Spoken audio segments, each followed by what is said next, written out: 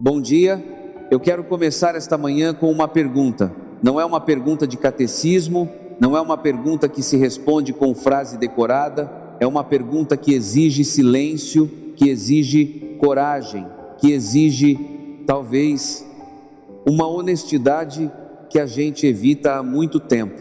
A pergunta é esta: quem é Jesus para você?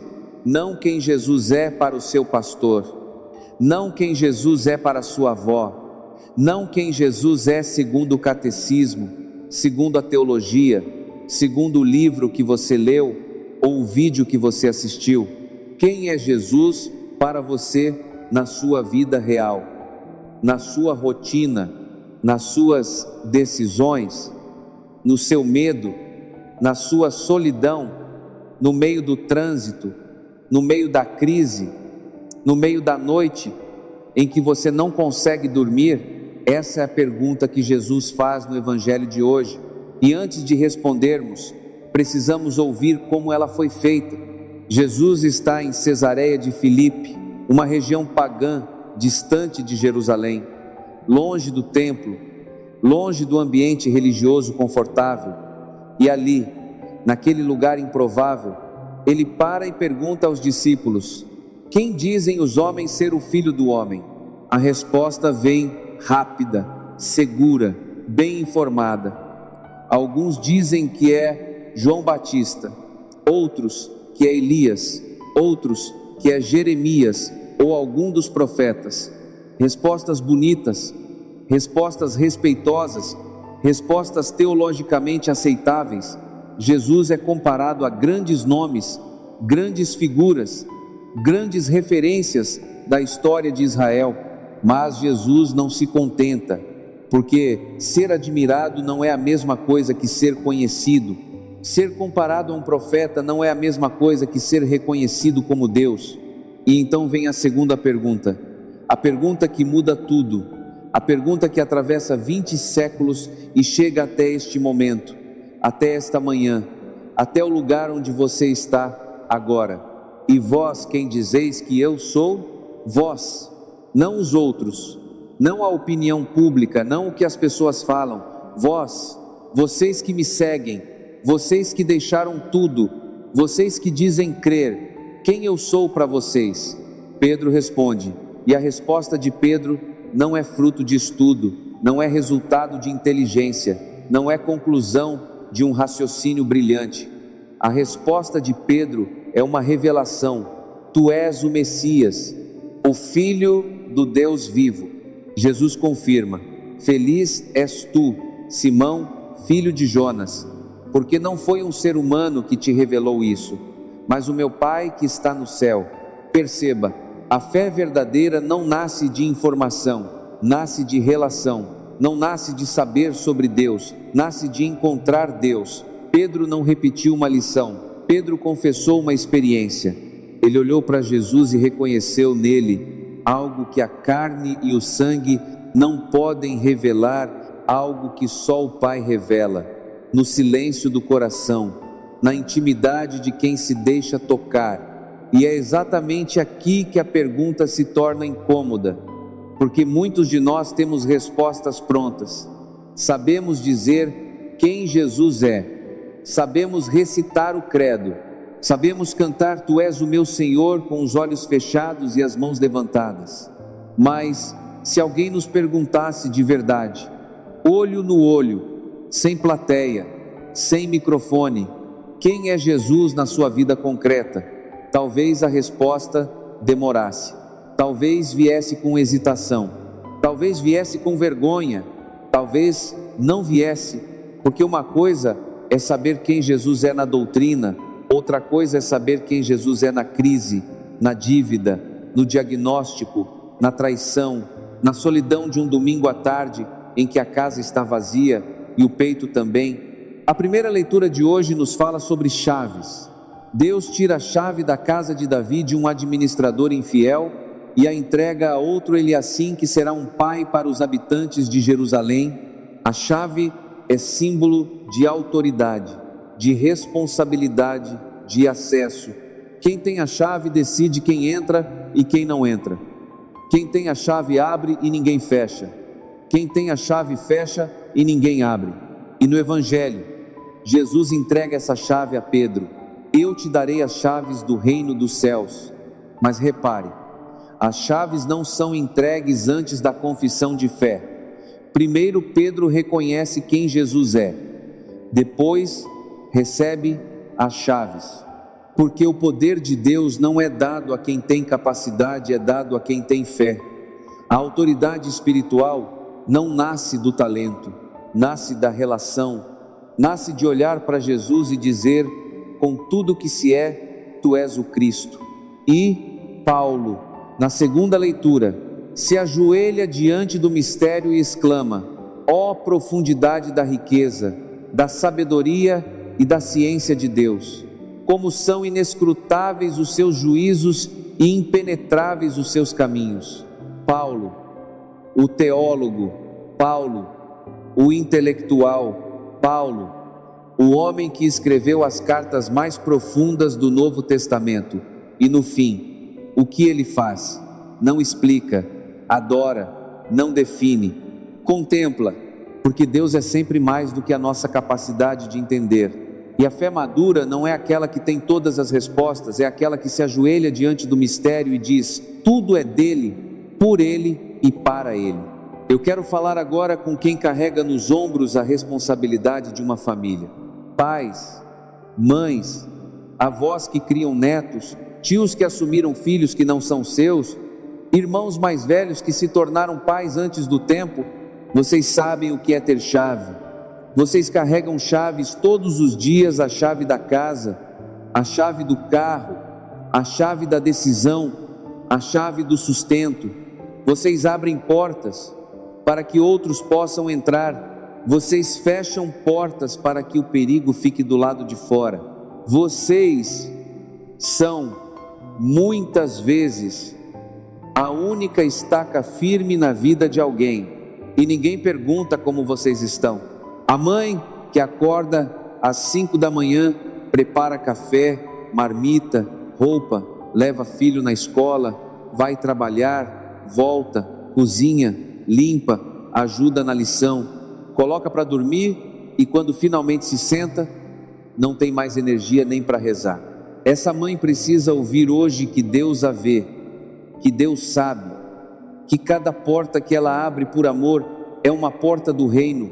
O pai que perdeu o emprego e sai de casa todo dia fingindo que tem para onde ir, porque não suporta o olhar de preocupação da esposa e a pergunta inocente do filho: pai, você vai trabalhar? Esse pai precisa ouvir hoje que o valor dele não está no salário, que a dignidade dele não depende de um crachá, que Deus não o mede pelo que ele produz, mas pelo que ele é.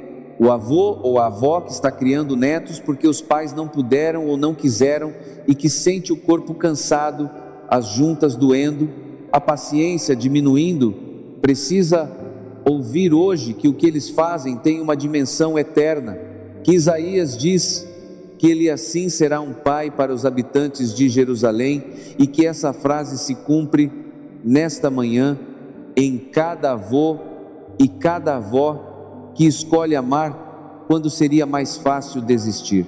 Eu quero falar também com os casais, com aqueles que estão juntos há anos e se perguntam em silêncio se ainda vale a pena, com aqueles que dormem na mesma cama mas vivem em mundos diferentes, com aqueles que se amavam tanto e não sabem explicar quando o amor esfriou, se é que esfriou, ou se apenas se escondeu embaixo de tanta rotina, tanta cobrança, tanto cansaço, tanto rancor acumulado. Jesus pergunta a Pedro: quem você diz que eu sou? E eu pergunto a vocês: quem é a pessoa que está ao seu lado? Não quem ela era quando vocês se conheceram, não quem você gostaria que ela fosse, quem ela é agora, com todas as falhas, com todas as marcas, com todas as decepções que ela te causou e que você causou a ela. Porque o amor de verdade não é aquele que olha para uma versão idealizada do outro, é aquele que olha para a versão real, a versão imperfeita, a versão difícil, a versão que ronca, que esquece, que magoa, que às vezes não tem a menor ideia de como te amar do jeito que você precisa, e ainda assim diz: eu fico. Pedro não era perfeito. Pedro ia negar Jesus 3 vezes. Pedro ia fugir. Pedro ia fracassar. E mesmo sabendo disso, Jesus olhou para ele e disse: sobre esta pedra construirei a minha igreja. Jesus confiou o seu projeto mais precioso a um homem falho. Se Deus faz isso com Pedro, Ele pode fazer com o seu casamento. Mas o primeiro passo é parar de esperar a perfeição do outro e começar a oferecer a verdade de si mesmo. Se o seu casamento está em crise, converse, não no meio da briga, não com acusações. Converse como Pedro conversou com Jesus, com vulnerabilidade. Diga o que você sente, diga o que você precisa, diga o que você tem medo de perder e ouça, mesmo que doa, porque muitos casamentos não morrem de falta de amor, morrem de falta de palavras. E eu preciso falar com quem está com medo, medo do futuro, medo de perder alguém, medo de uma doença, medo de não dar conta, medo de envelhecer sozinho, medo de um resultado de exame, medo de que os filhos se percam, medo de que Deus tenha esquecido de você. Paulo escreve: como são inescrutáveis os seus juízos e impenetráveis os seus caminhos. E à primeira vista, isso pode parecer assustador, um Deus cujos caminhos são impenetráveis. Mas Paulo não diz isso com medo, diz com adoração, porque ele entendeu algo que nós custamos a entender. Deus não precisa nos explicar tudo para ser digno da nossa confiança. Você não precisa entender por que está passando pelo que está passando. Você não precisa ver o final da história para confiar no autor. Você não precisa ter todas as respostas para se ajoelhar e dizer: tudo é dele, por ele e para ele. O medo só vence quando ocupa o lugar de Deus, quando o medo se torna a voz mais alta na sua mente, quando é ele que dita as suas decisões, quando é ele que te paralisa. Então o medo se tornou o seu Deus.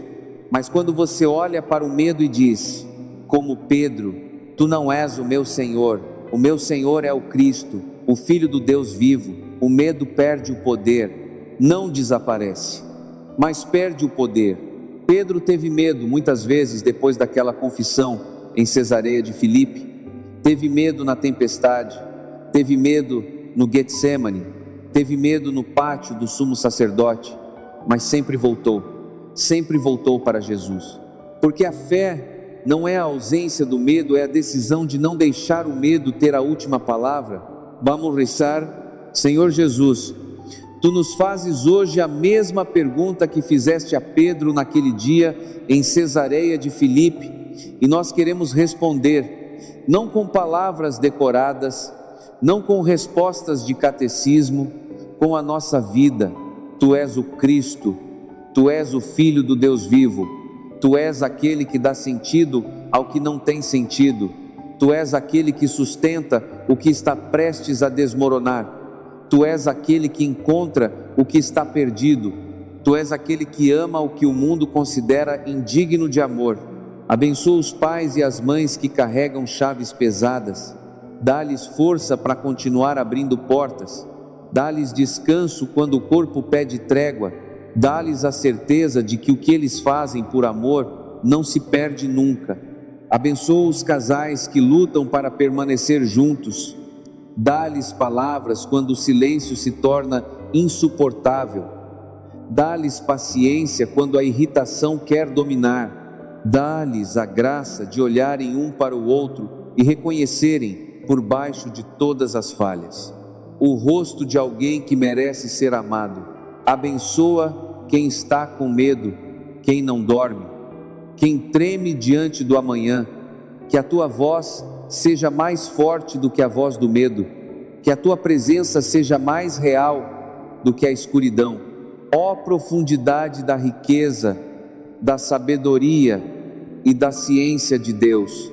Nós não entendemos tudo, mas confiamos, porque tudo é de ti, por ti e para ti, a ti, a glória para sempre.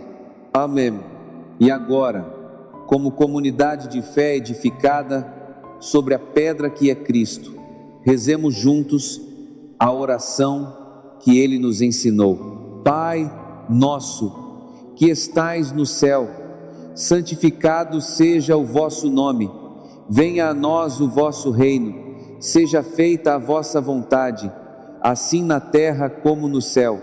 O pão nosso de cada dia nos dai hoje, perdoai-nos as nossas ofensas, assim como nós perdoamos a quem nos tem ofendido. E não nos deixeis cair em tentação, mas livrai-nos do mal. Amém. Ave Maria, cheia de graça, o Senhor é convosco. Bendita sois vós entre as mulheres, e bendito é o fruto do vosso ventre, Jesus. Santa Maria, Mãe de Deus, rogai por nós, pecadores, agora e na hora da nossa morte. Amém. Glória ao Pai, ao Filho e ao Espírito Santo, como era no princípio, agora e sempre. Amém. Que o Senhor te abençoe e te guarde, que Ele faça brilhar sobre ti a sua face e te dê a sua paz, e que neste domingo, quando o barulho do mundo tentar abafar a voz de Deus, você tenha a coragem de Pedro, a coragem de parar, olhar para Jesus e dizer: Tu és o meu Senhor e eu sou teu. Em nome do Pai, do Filho e do Espírito Santo. Amém. Tenha um bom domingo e não esqueça, Jesus não te perguntou quem os outros dizem que Ele é, Ele perguntou quem você diz. A resposta é sua e muda tudo.